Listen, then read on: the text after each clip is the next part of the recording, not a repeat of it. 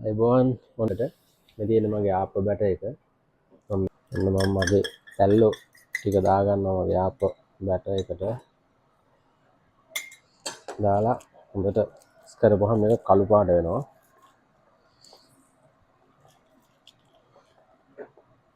ඊට පස්සේ අද මේකෙන් තමයි අපේ මිනි හොපර් එක හදන්නේ.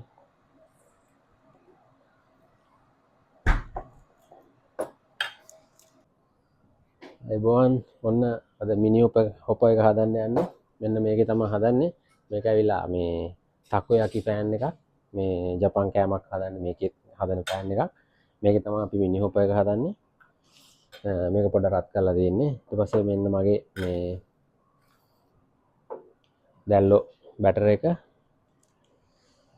ඊට පස්සේ මෙහෙම මේකට දාගන්නවා පොඩි හොපර් එක. මෙන්න මේ විදිහට.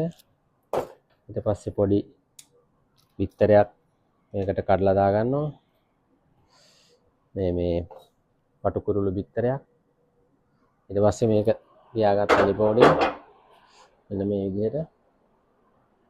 ඔන්න ඔය විදිහට තමයි ආප්ප එන්නේ. ආප්පේ කුක් වෙච්චාම පෙන්නන්නම්. ඔන්න මගේ මිනි හොපර් එක හරි දැල්ලෝ දැල්ලගේ දැල්ල දාලා හැදුවේ. ඒ නිසා කළු පාටයි. මෙන්න මේ විදිහට තමයි හොපර් එක එන්නේ. ඉතින් අපි හොපර්ස් එක එක දවසට ෆ්ලේවර්ස් වෙනස් කර කර හදනවා. රතු පාට, කහ පාට. මේක හැමදාම මේ විදිහට හදනවා අපි. මේකට දැන් එනවා ඊට පස්සේ අපි දානවා මේකට ලුණු, ගම්මිරිස් එක්ක මේ ට්‍රෆල් ඔයිල් දානවා. ට්‍රෆල් ඔයිල් කියන එක ෂෙෆ්ලා නම් දන්නවා. ට්‍රෆල් ගැන ඕනනම් පස්සේ මම වීඩියෝ එකක් කරන්නම්. මෙන්න මේ විදිහට තමයි එන්නේ. පේනවනේ සයිස් එක. පුංචිම පුංචි අප්පේ. ඔන්න ඔය ගන්න තමයි එන්නේ. right